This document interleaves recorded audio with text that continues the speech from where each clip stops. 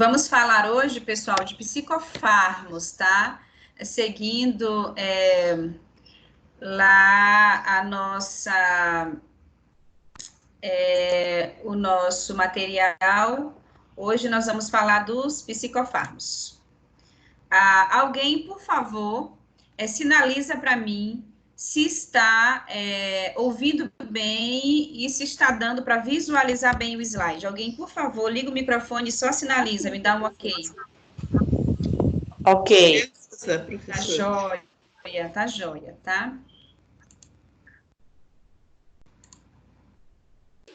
Professora. Então, oi? Oi, desculpa, rapidinho. Eu fui dar uma estudada nessa parte e eu fiquei meio na dúvida do que era para estudar. Vai ser bom que a senhora vai mostrar, né?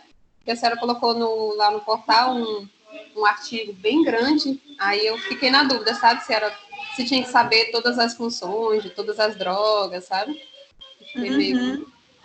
Tá. A gente vai começar a falar, nós vamos começar a falar, e aí, logo depois, nós vamos também pesquisar sobre isso, tá? Para efetivar esse conhecimento. Mas, assim, hoje você tem que ter pelo menos um conhecimento prévio sobre cada componente. Mas, ao longo das nossas vivências práticas, isso vai se afunilando, tá bem?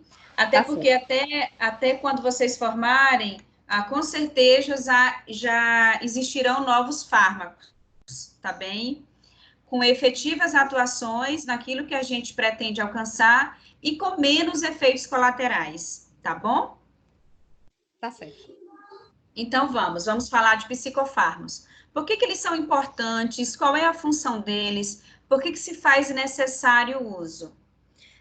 Os psicofármacos, pessoal, hoje ele é uma estratégia terapêutica, uma ação terapêutica, que alguns pacientes que sofrem de transtornos, que sofrem de euforias, esses transtornos de ansiedade, de euforia, transtornos depressivo, esquizofrenia, a maioria desses casos, há necessidade de fazer uso do fármaco. Por quê?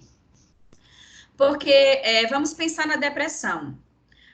Quando o indivíduo ele apresenta sintomas de depressão, eu já falei para vocês na aula passada e vou repetir hoje que existe dois viés para isso. Pode ser a questão hormonal que precisa ser investigada, pode ser uma queda de hormônio, em especial T3, T4, TSH, que são os hormônios da tireoide, e outros hormônios do nosso organismo também, mas em especial esse que eu acabei de citar. E também pode ser por problemas emocionais. Aí a gente precisa realmente fazer uma investigação clínica desse paciente para saber qual é a causa, qual é a etiologia, partiu de onde, o que gerou. Aí essa etiologia você consegue perceber logo na sua anamnese, naquele primeiro momento, aquele primeiro encontro que você tem com o paciente, você já começa a partir dali levantar as hipóteses de diagnóstico, tá? E você pode, além disso também, pensar em aspectos clínicos, como quedas de hormônios, a olfatoridade, ele leva os pacientes a desenvolverem transtornos. Alguns pacientes têm história familiar de transtornos, histórias familiares de transtornos, e isso precisa ser levado em consideração a questão genética, tá? Nós que somos terapeutas, nós não prescrevemos medicamentos, tá bem? Quem prescreve o medicamento, ele é de competência médica, ou neurologista ou psiquiatra, aí vai de acordo com o caso, tá?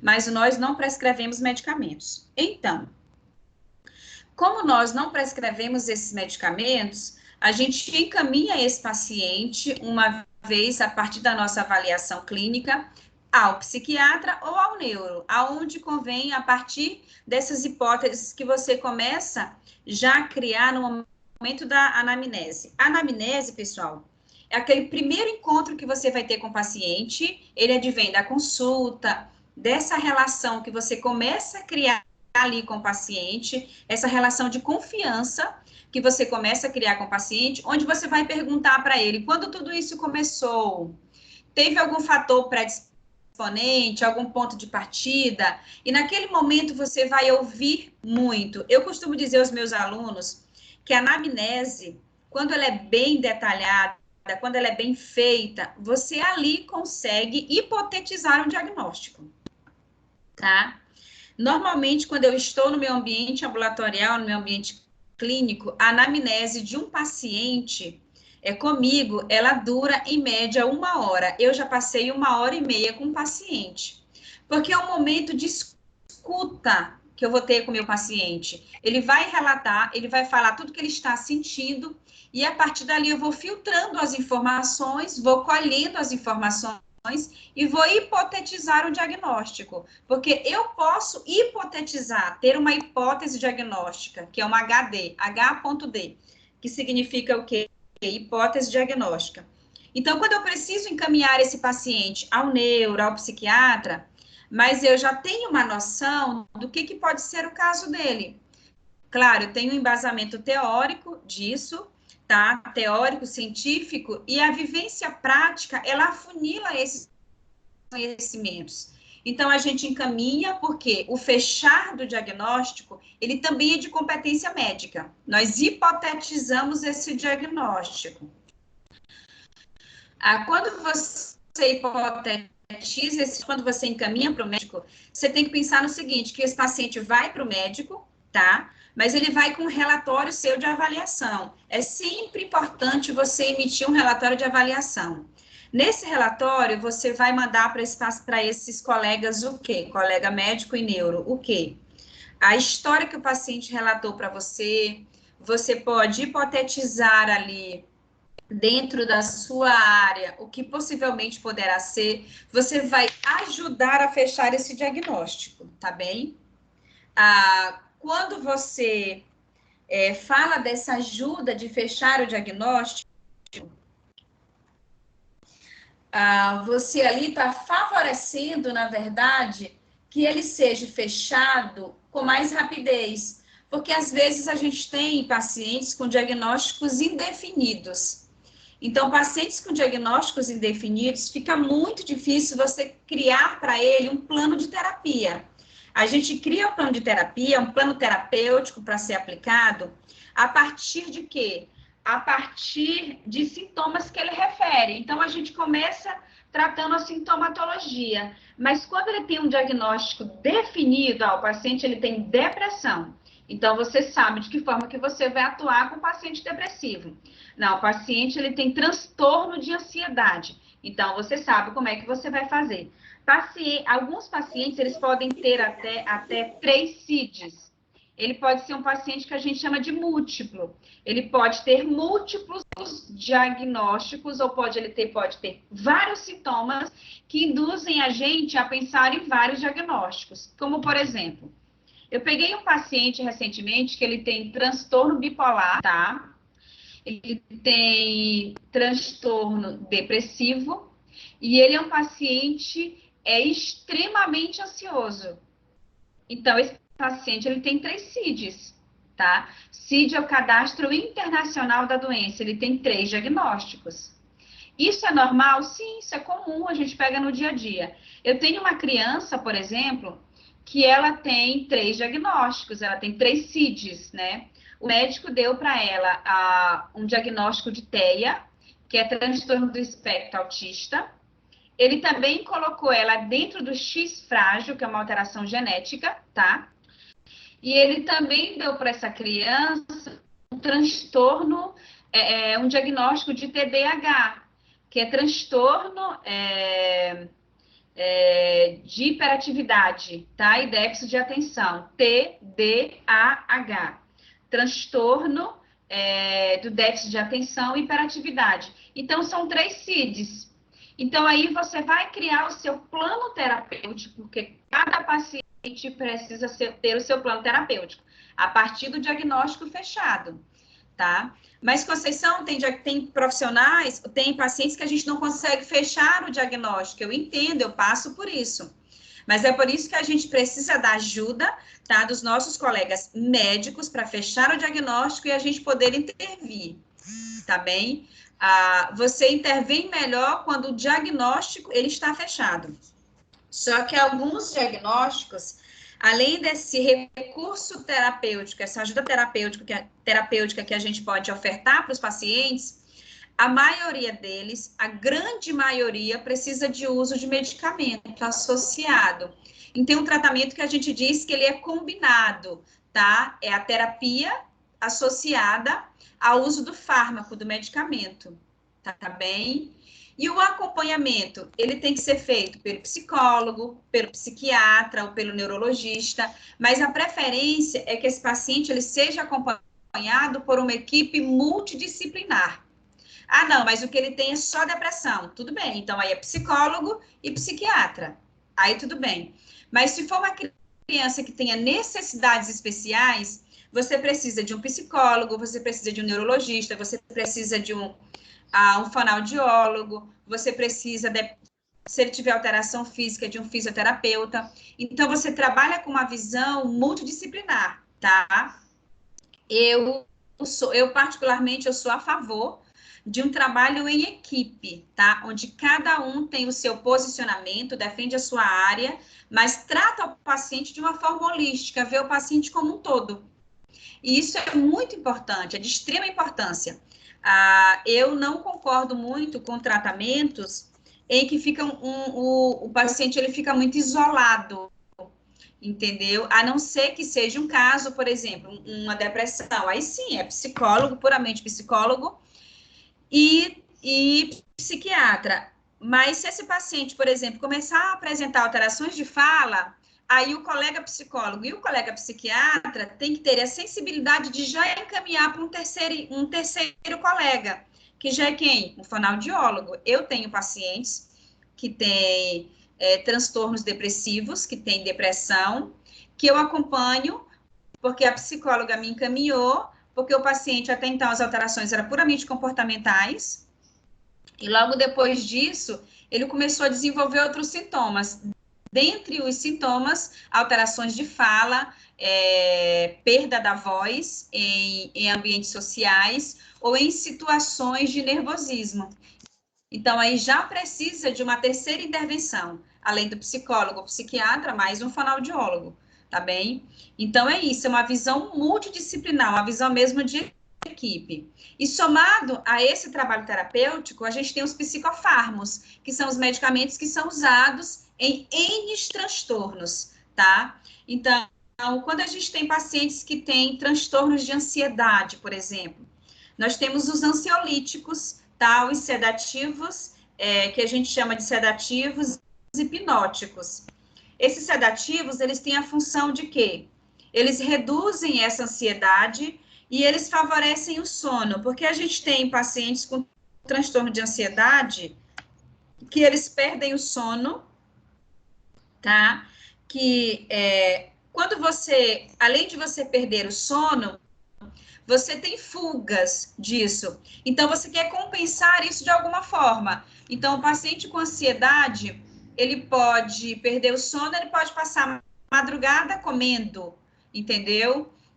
Ele se desorganiza durante o dia, então ele vai compensar isso comendo. Ele vai desenvolver ali muita ansiedade e ele vai tentar compensar essa ansiedade.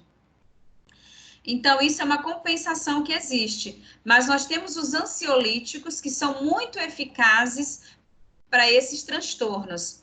E eles são necessários em quadros extremos, sim. Quando a psicoterapia comportamental ela não consegue favorecer uma mudança nesse aspecto, aí o próprio psicólogo ele vai encaminhar para o psiquiatra, porque se trata de um transtorno. Então, quem faz esse acompanhamento médico é o psiquiatra, tá? Então, aí ele mesmo, ele vai encaminhar, tá, ao psiquiatra, tá bem? E esse psiquiatra, por sua vez, ele vai entrar com a medicação, tá bem? Pessoal, estou com microfones ligados e acaba que atrapalha um pouco, né, a voz. Desligar o seu microfone. Como eu já falei para vocês antes, pessoal, não há necessidade de vocês gravarem a aula. a aula eu já estou gravando e vou liberar no portal, tá? Quando você tenta gravar a aula, você acaba que pode atrapalhar aqui a nossa gravação original. Então, eu peço encarecidamente a compreensão de vocês nesse sentido, tá bem? Vamos adiante, então.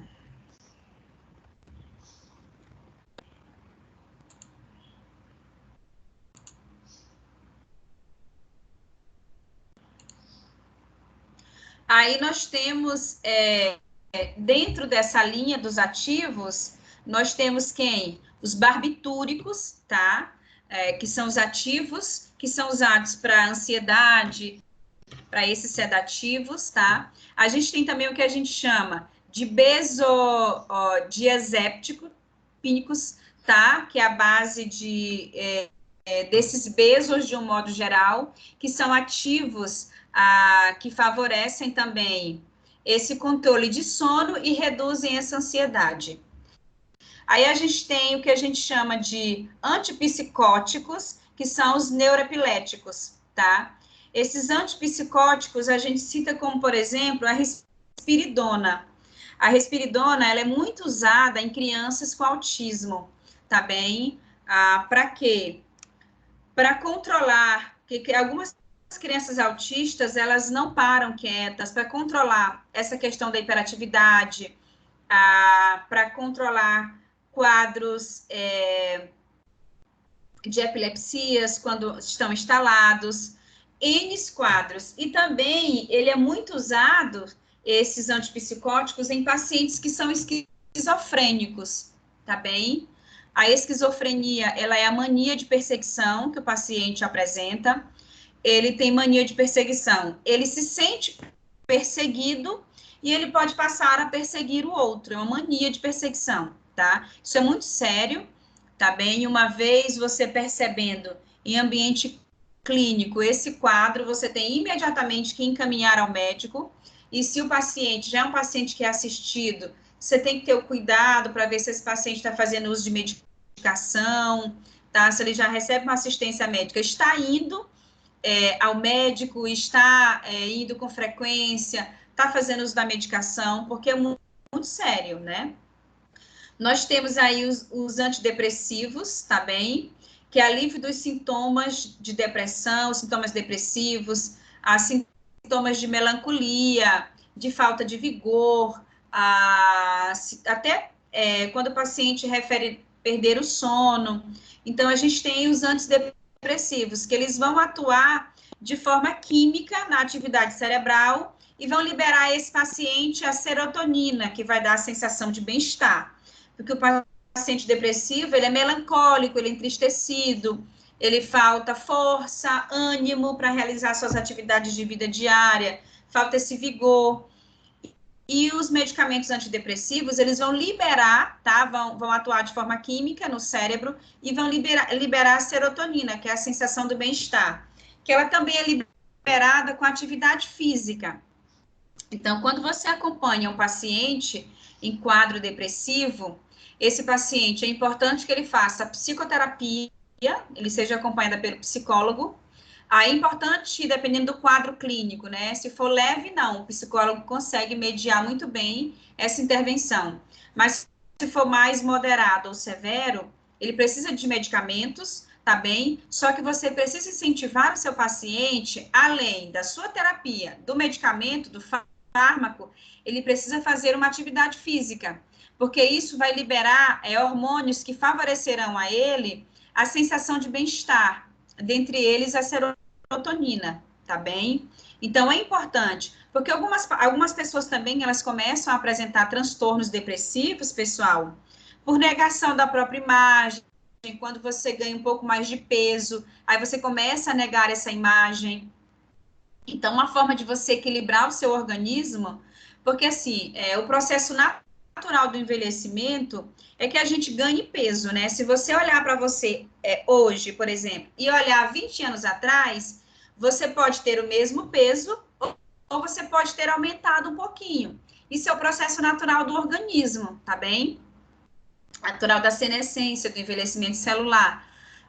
Mas você pode tentar equilibrar isso, de que forma? Fazendo atividade física, aquela que te dá mais prazer, seja qual for ela, andar de bicicleta, correr, caminhar, fazer musculação, o que te dá mais prazer, é importante que você busque, que você faça. E além do que, a gente não pode viver só para trabalhar, né? A gente precisa também, não só para trabalhar, e também não pode viver só para estudar, a gente precisa também intercalar tudo isso que a gente faz com a nossa vida social, tá? O que você faz socialmente que te dá prazer? Eu gosto muito de sair com os amigos, é importante, permaneça saindo, continue fazendo isso. Eu tenho uma amiga especial que eu gosto de sentar com ela e tomar um café, ótimo, continue fazendo isso. Aquele momento você sai da sua rotina normal de trabalho, de estudo e faz algo que te dá muito prazer, é prazeroso. Então, isso é muito importante, isso é o aspecto social que a gente tem que incentivar os nossos pacientes a fazerem, tá? A vida não se resume só em trabalho, só em estudo, tá? A vida, ela se resume naquilo que te favorece bem-estar. O que é saúde? É o bem-estar biopsicossocial, o bem-estar físico, o bem-estar psicológico, o bem-estar emocional. Quando você não associa essa tríade biopsicossocial, você pode ir adoecendo aos poucos. E esse adoecimento, você sai do aspecto saúde e entra no aspecto doença, tá? Que é a queda da homeostase, é o desequilíbrio do seu organismo. Então, para que a gente evite futuros transtornos, a gente precisa cuidar do nosso organismo hoje, tá? Então, o que a gente chama desses psicoestimulantes? Psicoestimulantes, eles vão estimular essa parte psique, tá? Eles produzem vigília, tá bem?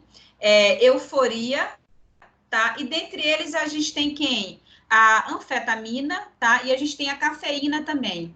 Cafeína em excesso, ela prejudica o nosso organismo, tá? Porque ela é um estimulante, ela tá dentro da linha dos estimulantes. Então, a gente tem que entender o seguinte, eu tenho o meu dia, eu vou programar o meu dia, programar para quê? Fazer as minhas atividades que eu tenho que fazer, de tanto em tantas horas, eu vou programar o meu dia para as alimentações que eu tenho que fazer, mas eu também, no final do meu dia, eu tenho que entender que eu tenho que descansar, tá? Há autores que defendem o descanso após o almoço. Você almoçou, então descansa de 15 a 30 minutos, tá? Um descanso mesmo, momento que você vai deitar, entrar no seu quarto ou ficar num ambiente silencioso, aonde você pode ali desligar a luz, fechar os seus olhos e tentar descansar mesmo, tirar um repouso no meio desse dia, um repouso de 15, de 30, 45 minutos. Faça isso, preze por isso, que você vai ver como você vai render melhor. Então, tem muitos neurologistas que recomendam, tá, esse repouso ao longo de um dia. E, além disso, no final do seu dia, entrou a noite, encerra ali as atividades que você precisa fazer e tenta dormir, em média, 8 horas por dia. O sono ideal seria 8 horas. A maioria dos adultos hoje dormem em média 6, tá? Mas há autores que dizem que quanto mais você dorme dentro desse perfil de 6 a 8 horas, você reorganiza o seu organismo. É muito bom para o seu organismo, tá bem? Então, a gente precisa ter as nossas atividades de vida diária, mas intercalar com a nossa vida social e com os descansos que são necessários. Isso vai reduzir muito, tá? Em uma fase secundária que a gente venha vivenciar, ter a necessidade de usar psicofármacos, tá bem?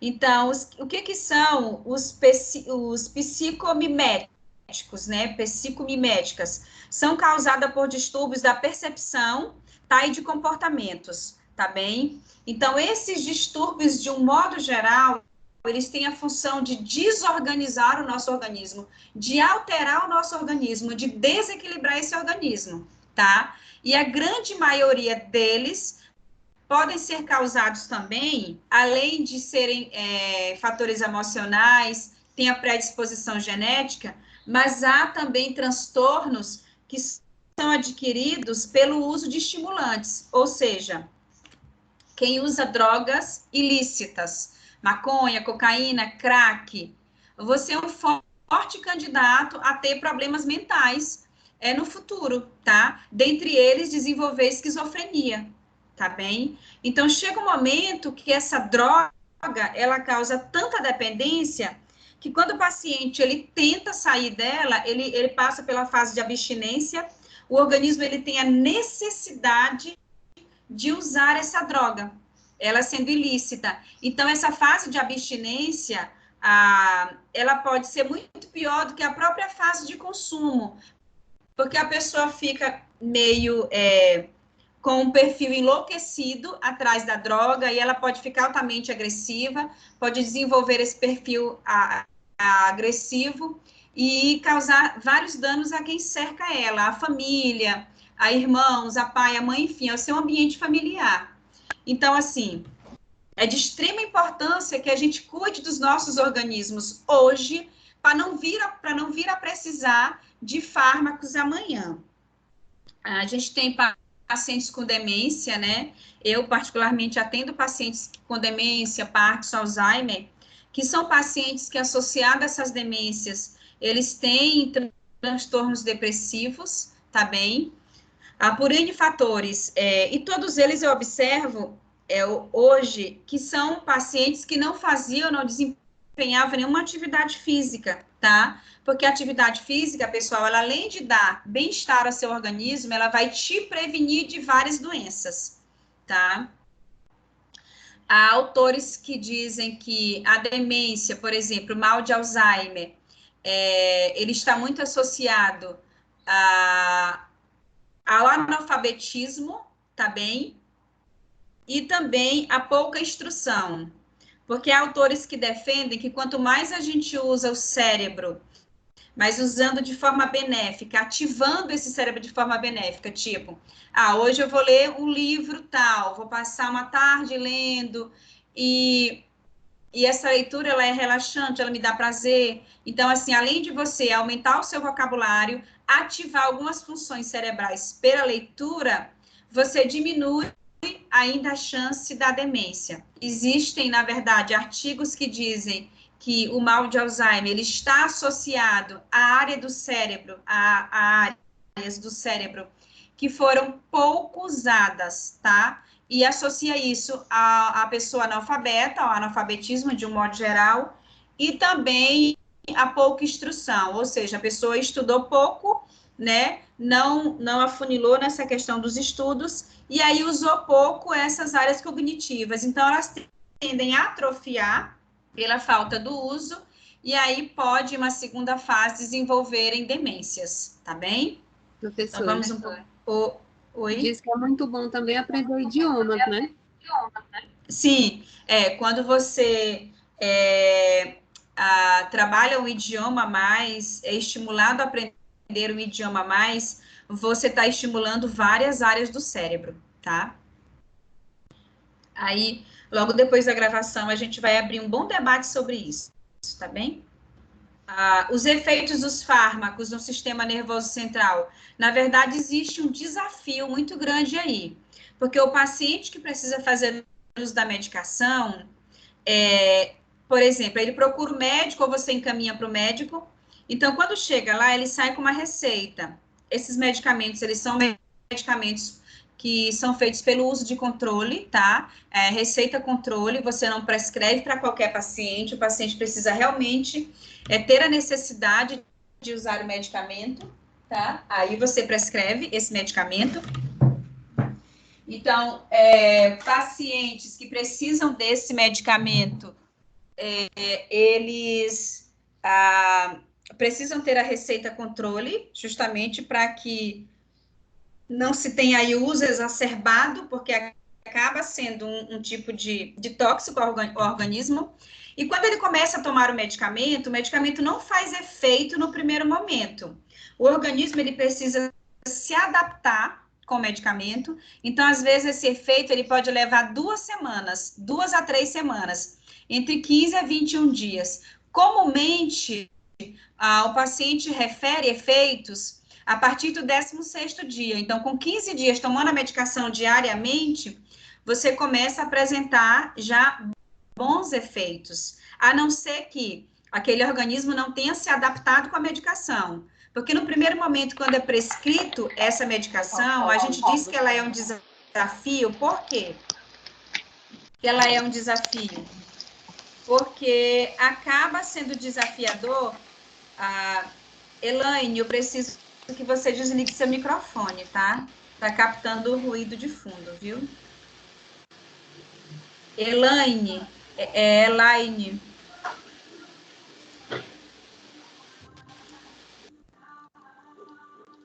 Camila, eu preciso que você desligue seu microfone.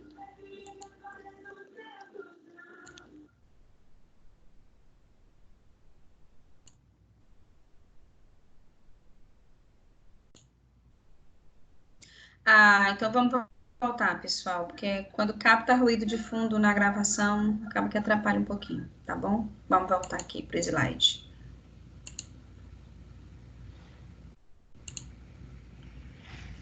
Então, é desafiador porque demanda um tempo ainda para fazer o efeito, então acaba sendo desafiador. E tem pacientes, eu percebo muito isso nas mães de crianças que eu atendo, que elas começam, né? São crianças que precisam de medicamento, elas começam a usar os medicamentos, e o que que acontece?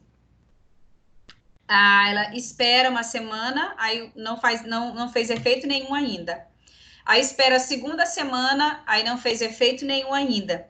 E aí elas desistem, as pessoas desistem dos acompanhamentos através dos fármacos por isso, achando que o efeito é imediato, mas ele pode levar de 2 até 3 semanas, tá? Então acaba sendo desafiador, tá certo? Essa classe de fármacos mais comumente usada são auto-administrados, o próprio paciente, ele tem o controle sobre o medicamento, o médico prescreve a medicação e o paciente auto dentro, eu vou tomar a medicação. Então, eu tenho a auto-administração sobre isso, todos os dias eu vou tomar o meu medicamento. E precisa, dependendo do caso do paciente, que alguém acompanhe se tomar, tá? Às vezes o paciente não toma o medicamento, não é porque ele não queira, ele não tem ânimo para aquilo. Então, há uma terceira pessoa, terceira sim, porque tem todo, né, um contexto, tem um profissional envolvido, que é o psicólogo, tem mais um profissional, que é o médico, e aí tem o paciente. Então, precisa existir aí uma quarta pessoa, na verdade, que ajude esse paciente a tomar essa medicação. Alguns pacientes, eles tendem a abandonar o tratamento, não porque querem, mas até assim, pela própria condição emocional, fazem resistência. Mas há casos que são extremamente necessários. Nem sempre você precisa tomar o resto da vida, você pode fazer um tratamento de 3 meses, de 6 meses, tá? E aí vai do seu organismo. E quando você faz o tratamento direitinho, a probabilidade de você, em um segundo momento, passar pelo desmame, ela é muito grande, porque você seguiu as recomendações e as orientações que foram dadas. Então, o desmame é o quê? O paciente está bem, ele está bem melhor, está sendo acompanhado pelo psicólogo, então vamos diminuir a dose, vamos desmamar esse paciente. Existe um desmame, tá? Sobre isso.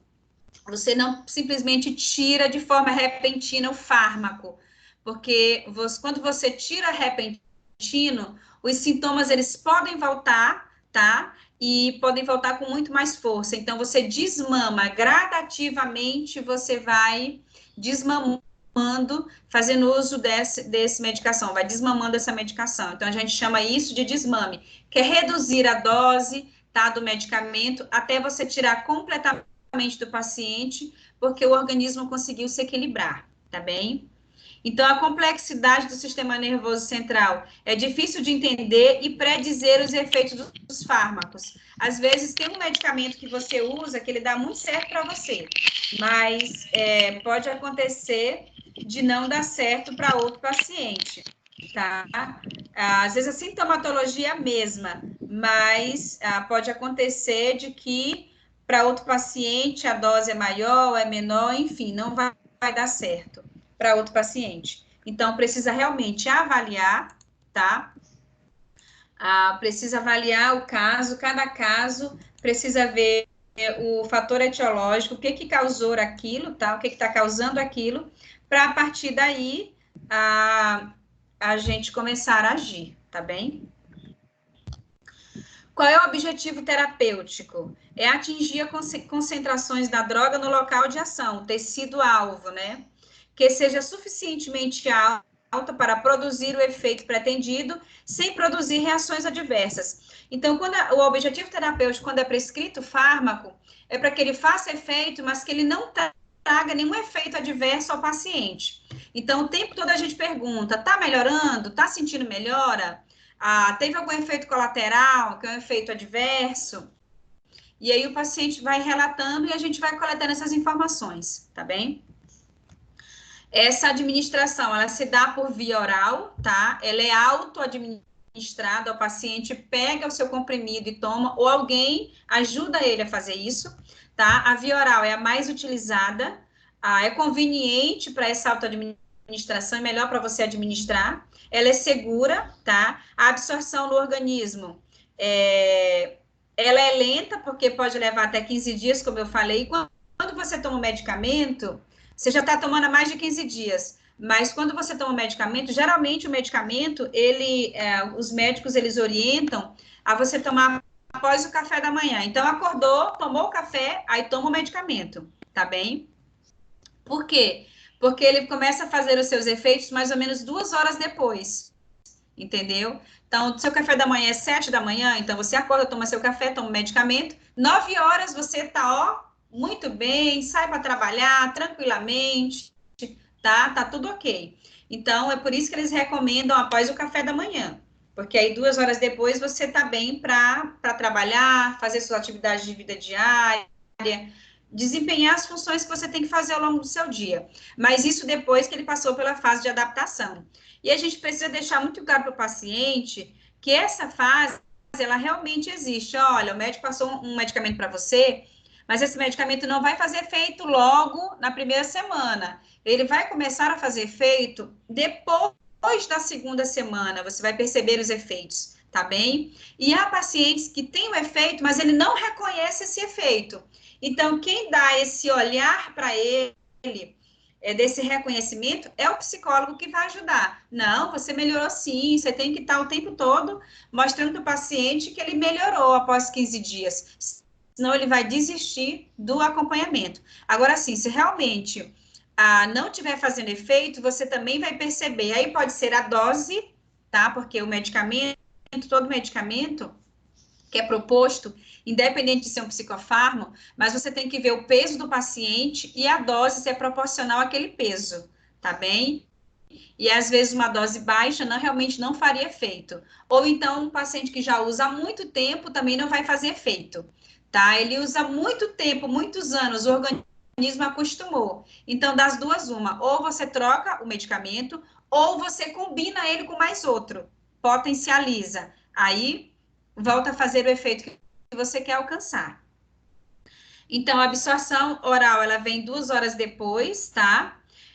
Como ela é uma absorção lenta, ela acaba sendo ineficaz em quadro de emergência. O que é o quadro de emergência? É o surto.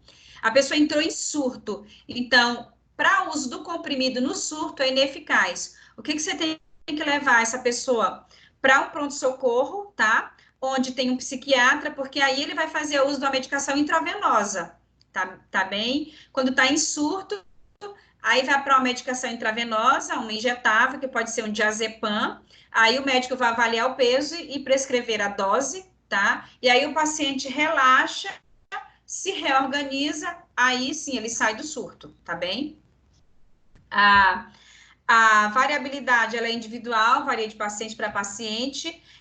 Ele pode causar irritação gástrica? Pode sim. Daí a importância de você consumir o comprimido, consumir esse medicamento após o café da manhã, tá? Mas tem pacientes que tomam anos esses medicamentos psicofármacos e não tem nenhum problema gástrico. O que você não pode fazer é tomar de estômago vazio. Nenhum medicamento pode ser tomado de estômago vazio, a não ser que o médico diga, ele é em jejum, aí você toma. Mas caso contrário, você primeiro tem que forrar esse estômago com alimento e logo depois é colocar esse remédio, né, no seu organismo. Ele tem um efeito de primeira passagem, o paciente ele tende a melhorar quando ele faz uso do medicamento, tá bem? Um efeito muito bom, e aí precisa reavaliar depois, ficar reavaliando para ver se esse efeito continua, se esse paciente precisa combinar com outro fármaco. Nós temos também a via parenteral, que é a intravenosa, tá? A intravenosa, o efeito é imediato. Na hora que entra na veia, o início do efeito é rápido, mas isso é adotado com pacientes em surtos, pacientes em casos muito sérios, aí sim, né? Geralmente esse efeito intravenoso é quando o paciente chega no PS em surto, ou quando ele procura um hospital psiquiátrico, tá? Para acompanhamento, para tratamento. Quando ele é internado, por exemplo, aí sim, ele recebe essa medicação, tá? Então, a intravenosa, o início do efeito, ele é rápido, o controle da concentração é plasmático, né? A infusão, ela é constante, tá? E ele acaba sendo inadequado para soluções não aquosas. Ou seja, você procura esse efeito intravenoso quando realmente ele é necessário, tá? Caso contrário, o paciente pode fazer o uso oral tranquilamente. Existe também a subcutânea, né? Aquela que você coloca na pele, né? Na primeira camada da pele, é subcutânea. A absorção desse tipo, ele é muito lenta e é inadequado para soluções pouco solúveis em água. Você já vem, já compra o medicamentozinho, tá? Não precisa dissolver em água, só injeta ali e é subcutâneo, tá bem? Comumente o que mais se usa é via oral, pessoal. Esse é o mais comum que se usa é via oral. Então, fatores que influenciam a velocidade de absorção, a administração, a forma como você administra, é sempre no mesmo horário. Então, assim, quando você cria uma rotina, a absorção do medicamento no seu organismo, ela vai ser melhor, tá? Então, fatores que influenciam a velocidade dessa absorção, a via de administração, todos os dias eu tomo 7 da manhã, ótimo, criou uma rotina, então, pronto. A circulação no local da administração, às vezes, a forma que você guarda esse medicamento, bota em qualquer lugar, então acaba dificultando para você essa absorção. A dose da droga é muito importante, a dose é compatível com o quilograma desse paciente, a formulação da droga, a forma que essa droga tem, a base de quê, tá? A base vai servir para essa sintomatologia, ela vai ajudar. Então, propriedades físico-químicas da droga, ácido, a base de ácido, tá? Geralmente são muito usados a base de ácido. O estado físico, o tamanho do comprimido, o estado físico versus o líquido. Tem gente que tem dificuldade de tomar um comprimido grande, tá? E diz assim, não vai passar, é muito grande. Então, tem que ver se tem algum fator que está sendo negativo para que o tratamento siga adiante, tá? Porque se for muito grande, existem tamanhos menores, pode ser manipulado, enfim, a gente precisa estar atento à questão do uso do fármaco, uma vez quando ele é recomendado em casos necessários. Então, o psicólogo, ele tem um trabalho com relação a isso. Você está tomando seu comprimido? Estou. Qual horário? Eu tomo 8, tomo 9, tomo 10. Não, cria uma rotina, instala uma rotina, fica melhor para você administrar. Ele vai convencer esse paciente sobre a administração desse medicamento e da eficácia que ele vai fazer uma vez sendo bem administrado nesse organismo. Aí, se ele disser, não, mas eu não consigo tomar, o comprimido é muito grande, eu tenho dificuldade, aí ele vai encaminhar para o psiquiatra com esse relato para o médico, o paciente refere dificuldade na administração em razão do tamanho, e aí ali ele está, na verdade, abrindo, né, um viés para que esse médico pense numa segunda via alternativa, que pode ser manipulado, que pode ser menor, enfim, a gente tem N's ativos que podem ser trocados e que fazem o mesmo efeito no organismo do paciente. O que a gente tem que ter atento? É que, às vezes, o paciente emocionalmente ele está tão abalado que qualquer coisinha é motivo para que ele desista do tratamento. Até o fato do comprimido ser grande, ele pode desistir do tratamento. Então, a gente que vai dar esse olhar diferenciado a ele, mostrar que é importante fazer o acompanhamento direitinho, o tratamento, porque isso vai refletir na melhor qualidade de vida a ele, tá? Então, o estado físico, já foi falado, que é o tamanho da partícula, né? O tipo de transporte, esse medicamento, ele é transportado, cuidado de que forma? Às vezes você larga em qualquer lugar, às vezes um ambiente muito úmido ou um ambiente muito seco, então acaba que alterando isso. Então é muito importante, tá? Porque isso existe as ligações de proteínas, você pode alterar o efeito disso.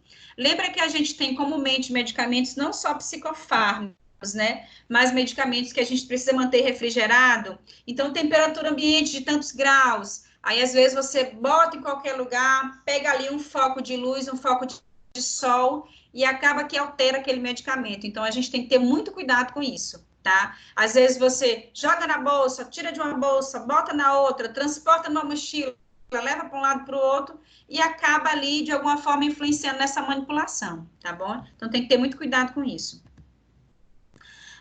Então, vamos falar do sistema nervoso central, dentro da visão central. Aqui a gente tem quem, pessoal? Aqui a gente tem o sulco central, tá bem? Aqui a gente tem o lobo parietal, eu já apresentei para vocês, a gente repetiu várias vezes, tá? Aqui a gente tem o lobo occipital, tem o cerebelo, o lobo frontal, o corpo caloso, a gente tem aqui um ventrículo lateral, tem o tálamo, abaixo do tálamo a gente tem o hipotálamo, logo depois nós temos o mesencéfalo, nós temos o lobo temporal, a ponte, tem aqui também o que a gente chama de medula oblongata, tá? E logo depois a gente tem aqui a medula espinhal. Então, isso aqui é o tronco encefálico, tá? Tronco encefálico tá aqui, e aqui a gente tem o encéfalo propriamente dito. E aqui nós temos o cerebelo. Então, a gente tem os lobos, que a gente já mostrou para vocês, frontal, parietal, occipital, temporal, tá bem? E aqui a gente tem os sulcos centrais, a ventrículo laterais, a tálamo, hipotálamo, que é muito importante que vocês conheçam essa anatomia, o corpo caloso. Então, por que eu projetei essa imagem? Porque é importante que vocês conheçam essa anatomia interna cerebral, não só anatomia externa, tá? Mas a gente pode ter problemas em um hemisfério só, por exemplo, o direito, pode ter problemas aí nos dois hemisférios, ou a gente pode ter problemas em uma área dessa aqui, em um lobo, no frontal, no parietal, no occipital, no temporal, tá? Problemas em uma nessa área que vai refletir no nosso paciente, tá bem? Então, vamos adiante. Então, aqui a gente tem o cérebro, que está diretamente ligado a quem? A medula espinhal, tá? Eu projetei essa figura para que vocês entendam que é uma ligação direta. Então, a gente tem um encéfalo, internamente aqui é um encéfalo, a gente tem um tronco encefálico, e esse tronco encefálico, ele se estende, dando origem a quem? A medula espinhal, tá? Aqui, ó. E aí, aqui a gente pode perceber os nervos, tá? Raquidianos, tá bem? A gente tem aqui as meninges, né? O cérebro, e tem as meninges, aqui a gente tem a dura mater e aracnoide, tá bom? A gente tem aqui o que a gente chama de cone medular, o saco dural e a cauda equina, tá? Que é a extensão dessa medula espinhal. Então, a medula espinhal, ela tá diretamente ligada ao encéfalo, tá? Ao nosso cérebro, tá bem? É o encéfalo que se estende ao tronco encefálico e dá origem à medula espinhal, tá? Nessa imagem aqui, dentro dessa visão, a gente tem o cérebro, tem o cerebelo. Observem que essa visão eu coloquei, é como se eu tivesse pego o paciente e colocado ele de frente, né? De frente para minha esquerda aqui, para o meu lado esquerdo. E aqui eu fiz o contrário, botei numa visão posterior. O paciente, ele como se ele estivesse de frente à minha direita, tá bem ao meu lado direito. Então, aqui eu tenho o cérebro, eu tenho o cerebelo, eu tenho o tronco encefálico, bem aqui, ó, para vocês perceberem, o tronco encefálico, e a extensão dele a gente chama de quem? Medula espinhal, tá? Aqui eu tenho as raízes ventrais e as raízes dorsais, tá? Elas vão adentrar no nosso organismo, gerando aí os movimentos que a gente desenvolve ao longo dos nossos dias. Então, vamos um pouco mais adiante. Essa visão, ó, sistema nervoso central, o sistema nervoso central, ele é composto por quem? A gente falou na aula anterior, ele é composto pelo encéfalo e pela medula espinhal. E o sistema nervoso central periférico, ele é originado por quem? Ele dá origem a quem? Aos nervos cranianos, aos gânglios nervosos e aos nervos espinhais. Então, o periférico está mais nas extremidades, tá? As extremidades do nosso organismo. E o central é mais interno, o encéfalo e a medula espinhal propriamente dita.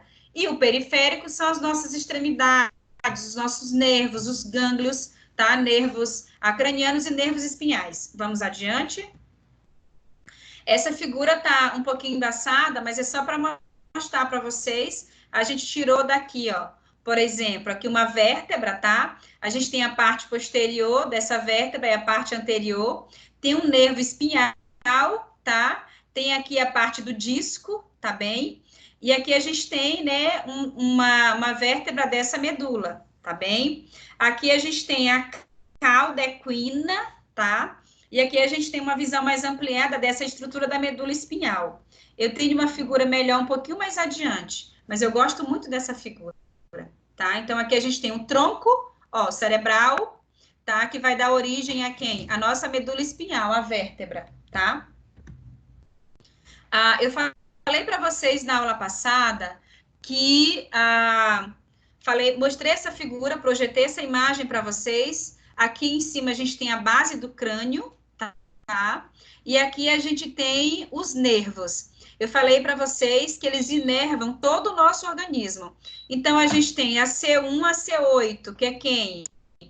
A parte cervical, né, da medula espinhal. Então, a gente tem o primeiro nervo cervical aqui, tá?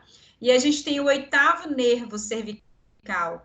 Então, todos eles vão inervar, contribuir para inervações do nosso organismo. A gente tem a torácica aqui, T1 até a T12, tá? Que também vão contribuir para as inervações. E a gente tem logo depois da torácica a lombar, que é L1 até a L5. Então, a gente pode dizer que tem o quê? 8 cervicais, 12 torácicas, 5 lombares aqui, tá? Temos 5 coxígenas aqui, ó, 5 sacrais e tem a coxígena aqui.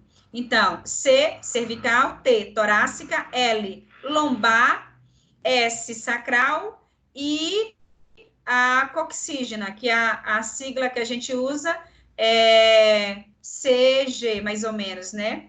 Coxígena, tá bem? Então, são os nervos que vão inervar todo o nosso organismo. A gente apresentou para vocês uma figura passada, na aula passada, o que inerva o quê? A gente mostrou para vocês. E hoje a gente reforça isso, tá bem? O que mais que a gente tem aqui adiante? Só um pouquinho. Só um pouquinho.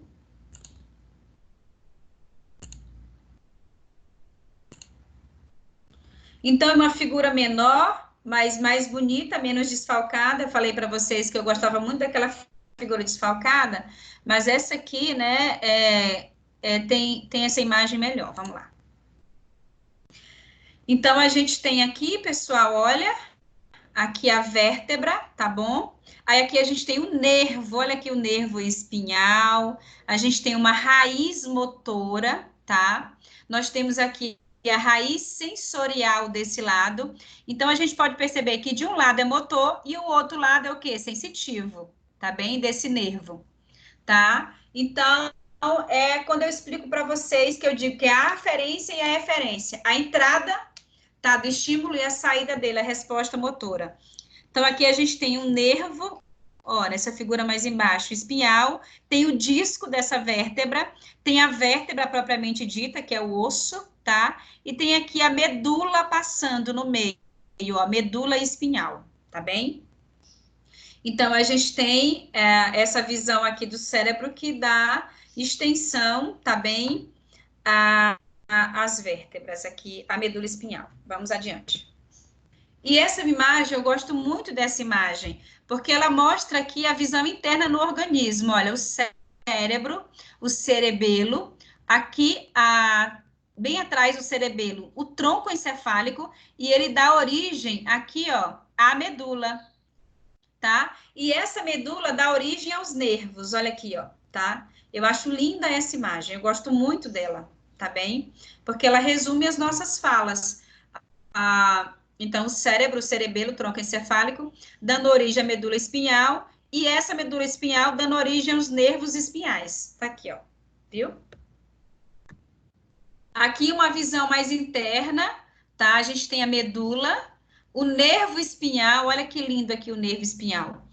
A gente tem aqui o ligamento, ó, bem aqui um ligamento, e a gente aqui, ó, em uma visão mais interna ainda, a gente tem os espaços subaracnoides e subdural, tá? E aqui a gente tem as meninges, olha aqui as meninges. Essa primeira aqui, mais externa, é a pia mater, tá?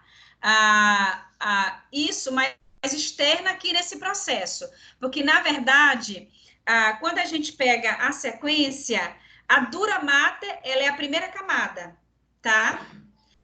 Pensa numa fruta, eu tenho uma fruta aqui na minha mão, então eu vou cortar, eu vou descascar essa banana, por exemplo. Então, a casca dela, dessa banana, é a externa, a parte externa. Então, essa parte externa, que vai ser essa parte amarela, eu chamo de dura mater. Dura mater. Por isso que ela é chamada de dura mater, porque ela é a camada mais externa.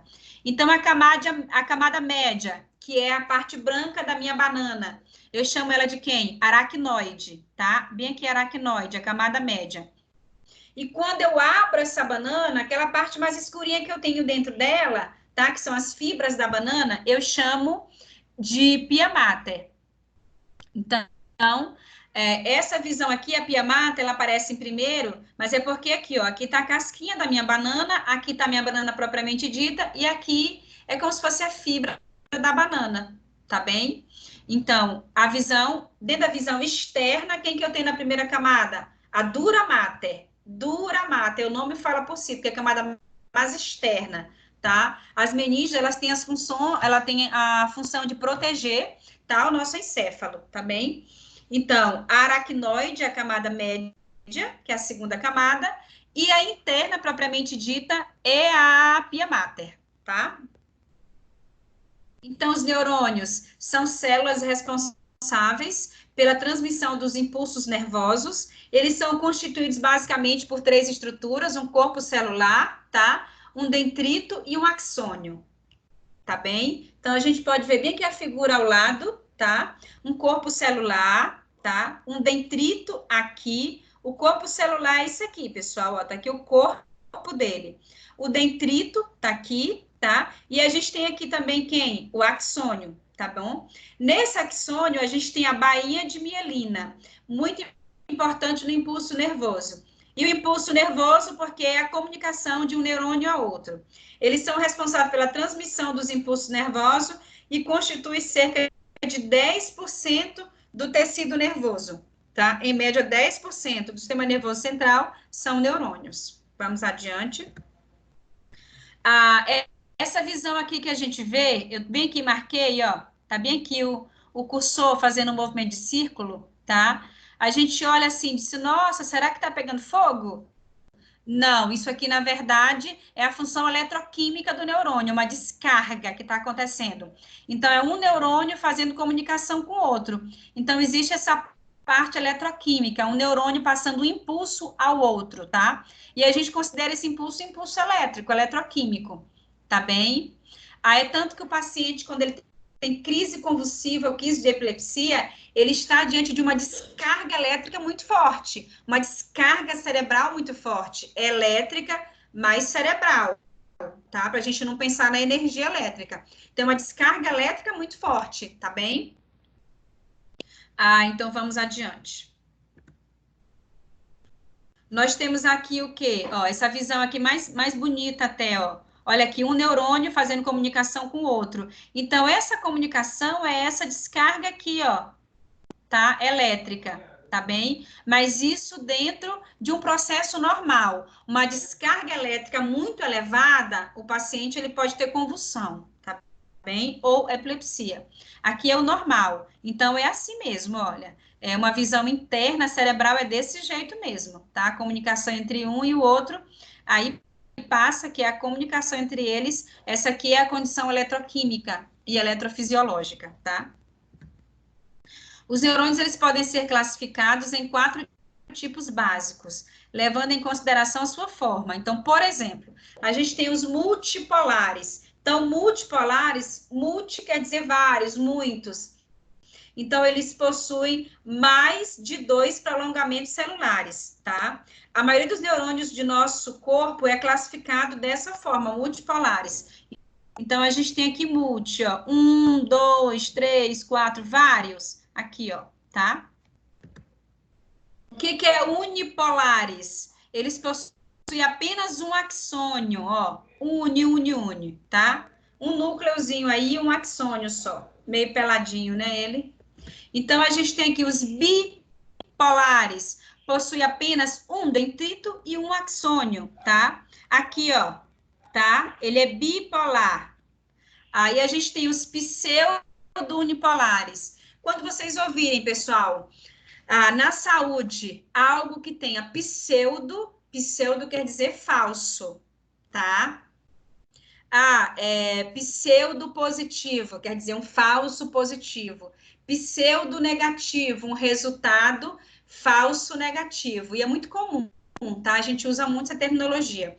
Então, é pseudo unipolar, quer dizer o quê? Um falso unipolar. Olha aqui, ó, ele não é uni, ele tem aqui, ó, tá? Tá bem? Então, a gente tem esses tipos de neurônio, essa classificação. Mas nós somos dotados de qual? Desse aqui, ó, do multipolar, tá bem? A maioria dos neurônios do nosso corpo, ele é classificado como multipolar, tá?